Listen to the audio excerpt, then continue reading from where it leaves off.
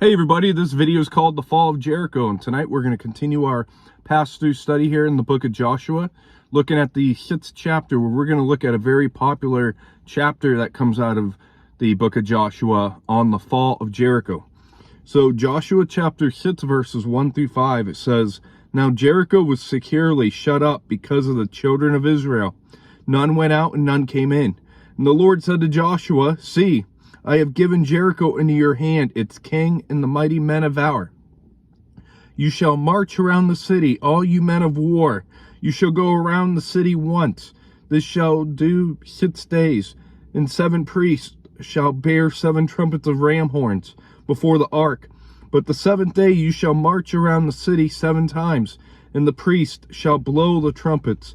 It shall come to pass when they make a long blast with the ram's horn, and when you hear the sound of the trumpet, that all the people shall shout with a great shout, and the wall of the city will fall down flat, and the people shall go up every man straight before him." So Jericho, it was fortified by a double ring of walls, and the outer was about 6 feet thick, and the inner 12 timbers were laid across the supporting houses on the walls. In Jericho, it was a place that was built on a hill, so it could only be taken by mounting a steep incline. And that put the Israelites at a great disadvantage. You see, when it comes to a gunfight, I'm not saying they were fighting with guns, but in a gunfight situation, it's a lot easier for me to shoot down a hill right at you and have better accuracy in hitting you than to have to fight a battle going up a hill. And the attackers of such a fortress often used a siege of several months to force surrender through starvation.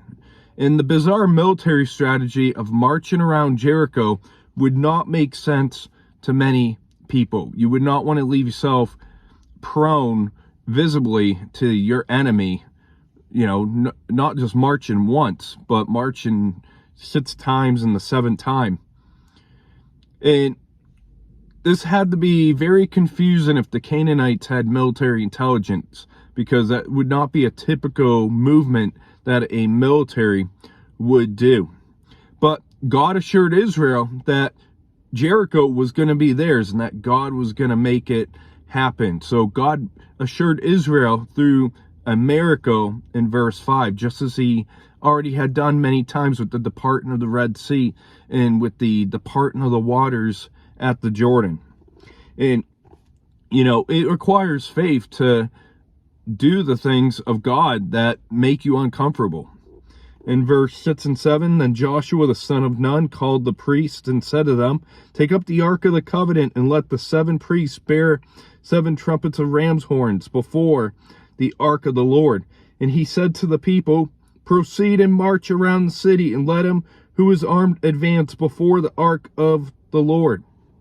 So Joshua, he had to instruct the priest, because they were asked to do something that was unusual. And normally the priest in the Ark of the Covenant would not go into a battle with Israel. But Israel was called the need to focus on their hearts and their minds on the Lord rather than the difficulty of the mission that was ahead of them. In verse 8 through 14, it says, "So it was, when Joshua had spoken to the people, that the 7 priests bearing the 7 trumpets of ram horns before the Lord advanced and blew the trumpets, and the ark of the covenant of the Lord followed them. The armed men went before the priests who blew the trumpets, and the rear guard came after the ark, while the priests continued blowing the trumpets.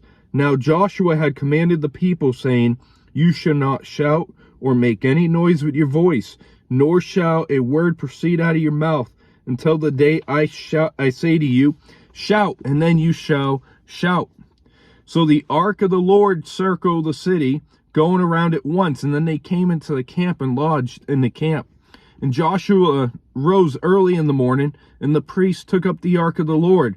Then 7 priests bearing 7 trumpets of ram horns before the ark of the Lord went up continually and blew the trumpets, and the armed men went before them, but the rear guard came after the ark of the Lord, while the priests continued blowing the trumpets.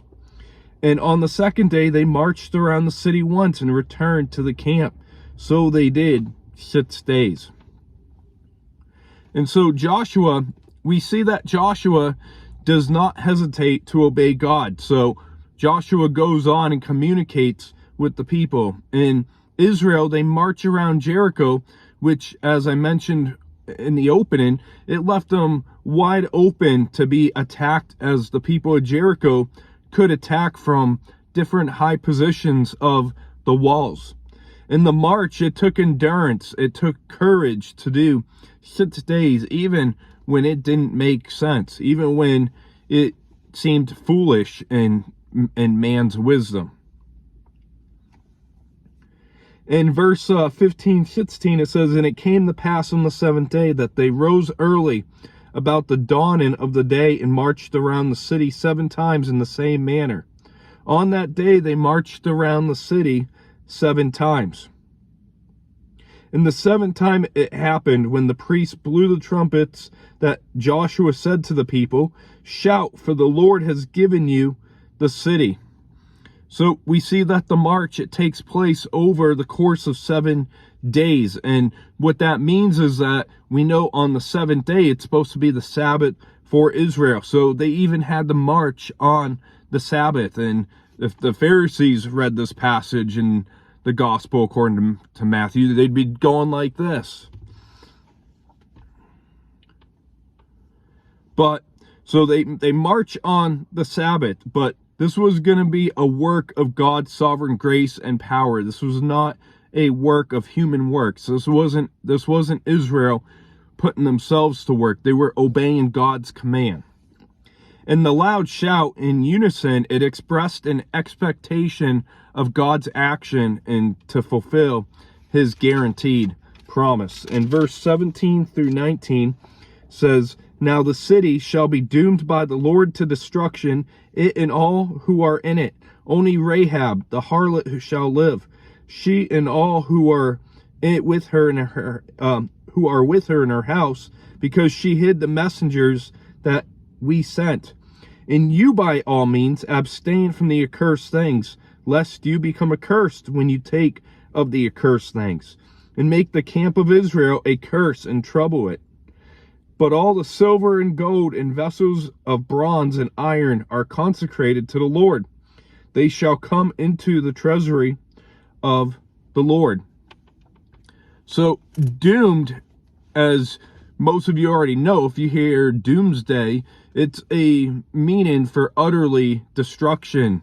And so the city was to be destroyed. And Joshua, though, he was to show grace to Rahab. He was to care for Rahab, because we know from Joshua chapter 2 that Rahab expressed faith. We know from the chapter of the Hall of Faith in Hebrews 11 that by faith she did what she did. And Joshua, he had to command the people of Israel to stay away from those things that were accursed. They were to stay away from things like the Canaanite idols and things that were associated with demonic worship of the people of Canaan. And this is why God brought severe judgment against Canaan through Israel. And what we see, though, is that all the valuables belong to God. They're set apart as a treasury to the Lord. In verse 20-21 says, "So the people shouted when the priests blew the trumpets, and it happened when the people heard the sound of the trumpet, the people shouted with a great shout, that the walls fell down flat. Then the people went up into the city, every man straight before him, and they took the city. And they utterly destroyed all that was in the city, both man and woman, young and old, ox and sheep and donkey, with the edge of the sword." So Israel likely did not know that their obedient marching and final shouting would lead to the wall falling down. And If you go back to the book of Deuteronomy, chapter 18, verse 9 through 14, Israel was commanded to bring complete destructions because the Canaanite people, their sins were spiritual. And judgment is not pretty. And we know that from the book of Genesis 18 and 19, when you look at the judgment that was carried out on Sodom and Gomorrah.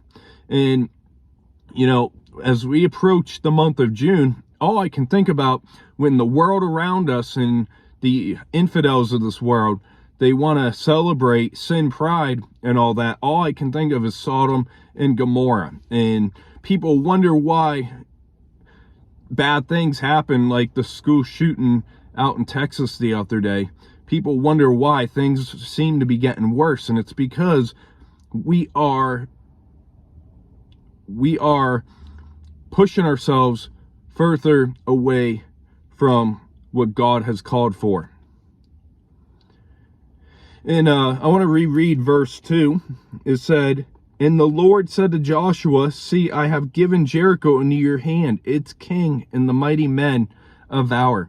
So Israel took the city because God gave Israel the city in obedient faith. Israel didn't take the city out of their own free will. It was appointed by God. In verse 22 through 25 says, "But Joshua had said to the two men who had spied out the country, Go into the harlot's house, and from there bring out the woman and all that she has, as you swore to her. And the young men who had spies went in and brought it out Rahab, her father, her mother, her brothers, and all that she had. So they brought out all her relatives and left them outside the camp of Israel. But they burned the city and all that was in it with fire. Only the silver and gold and the vessels of bronze and iron, they put it into the treasury of the house of the Lord. And Joshua spared Rahab the harlot, her father's household, and all that she had. So she dwells in Israel to this day, because she hid the messengers whom Joshua sent out to spy out Jericho." So Joshua, he honored the promise of safety to the household of Rahab. And the part of the wall securing this house must not have fallen, and all the possessions in the dwelling place were safe. And we see the contrast here of judgment and salvation, as back in chapter 2, verse 8 through 11, showed that all of Jericho heard about the God of Israel, but only Rahab responded positively in faith toward the God of Israel. In verse 25, so she dwells in Israel to this day. And so verse 25, with that being said, it has to show that this was written at the time of Joshua. This was not something that was made up by some creative fiction writer hundreds of centuries later. In verse 26-27, to finish the chapter, it says, "Then Joshua charged them at that time, saying, Cursed be the man before the Lord who rises up and builds the city of Jericho. He shall lay its foundation with the firstborn, and with his youngest he shall set up the gates. So the Lord was with Joshua, and the fame spread through all the country." And God put a curse on whoever would rebuild Jericho. And while the area around it was later occupied to some extent in 2 Samuel 10 verse 5, in Ahab's reign of Heo, he built Jericho, and he also went on to experience the curse by losing his eldest and the youngest sons in 1 Kings chapter 16 verse 34. So God kept his pledge that he would be with Joshua as he had promised back in the opening chapter verse 9. So for a quick wrap up here, we look today at the fall of Jericho, in which instructions were given for the battle. And we saw that Joshua tells the priest and the people what needed to happen. And we see the march of the first 6 days. We see the march on the 7th day on the Sabbath. And then we see the command given to destroy the city in while there was judgment to take place, there was salvation to take place of Rahab that was promised. And we see the taking of the city of Jericho, where the walls come down and the city is destroyed. And so what can we get out of this great story from the Old Testament? And it should remind you that God has given us victory through Jesus Christ, but we must be in obedient faith to take it. And we saw the finishing up of the battle. We see that Joshua curses the man who would try to refortify Jericho. And this is the story of Israel's victory at Jericho. And victory called for faith, it called for obedience and courage and endurance, and it called for the full trust in the Lord rather than human methods or worldly carnal methods. And that's gonna wrap up this video today. I hope it was a blessing for you, and we'll see you should be tomorrow night for chapter 7, as we're gonna look at Ai and Achan's sin. And at this point we are 25%, a quarter of the way through the book of Joshua. So have a great rest of your evening. God bless.